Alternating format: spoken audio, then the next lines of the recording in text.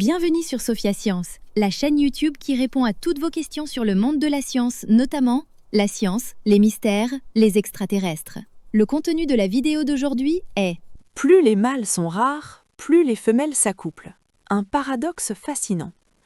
Imaginez une île tropicale, quelque part entre le Pacifique et l'Asie du Sud-Est. Des palmiers, de la chaleur et des nuées de papillons colorés qui dansent dans l'air.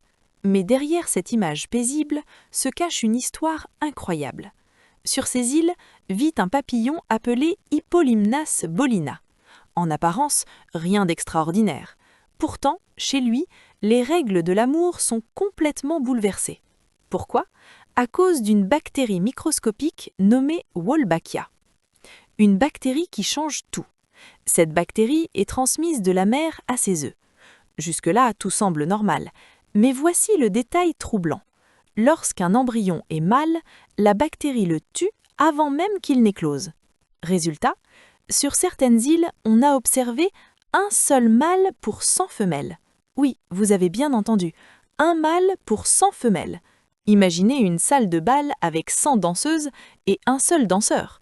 On pourrait penser que ce mâle deviendrait le roi de la soirée, courtisé sans relâche et que les femelles auraient moins d'occasions de s'accoupler. Eh bien, c'est exactement l'inverse qui se produit. Une réaction totalement inattendue. Des chercheurs, dont le docteur Charla de l'Université de Londres et le docteur Greg Hurst, ont étudié ce phénomène fascinant. Leur découverte a surpris tout le monde. Quand les mâles deviennent rares, les femelles ne se calment pas. Elles ne se disent pas « Bon, il y a peu de partenaires, soyons patientes ». Au contraire, elles deviennent encore plus actives, plus insistantes, plus frénétiques. C'est un peu comme lors d'une grande promotion dans un magasin. Plus le stock diminue, plus les clients se précipitent. La rareté crée l'urgence. Les femelles sentent, d'une certaine manière, que leurs chances de fécondation diminuent. Alors, elles multiplient les accouplements pour maximiser leurs chances d'avoir des œufs fécondés. Des mâles épuisés. Mais cette pression constante a un effet inattendu sur les mâles. À force d'être sollicités sans répit, ils s'épuisent et biologiquement, cela se voit. Ils commencent à produire des spermatophores plus petits. Un spermatophore, pour simplifier, c'est comme un paquet contenant le sperme et des nutriments que le mâle transmet à la femelle lors de l'accouplement. Imaginez devoir préparer des repas complets pour 100 personnes par jour. Au bout d'un moment, vous réduiriez les portions. C'est exactement ce qui arrive à ces papillons mâles. Et les femelles, instinctivement, semblent détecter cette baisse de qualité, ce qui les pousse à s'accoupler encore plus souvent. Un cercle vicieux. Un comportement exceptionnel. Chez la plupart des espèces de papillons, une femelle s'accouple 1 ou 2 fois dans sa vie.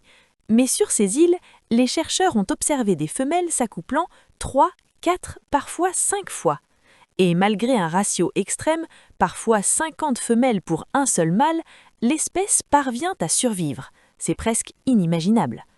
Une histoire qui remonte à 1920. Ce phénomène n'est pas totalement nouveau.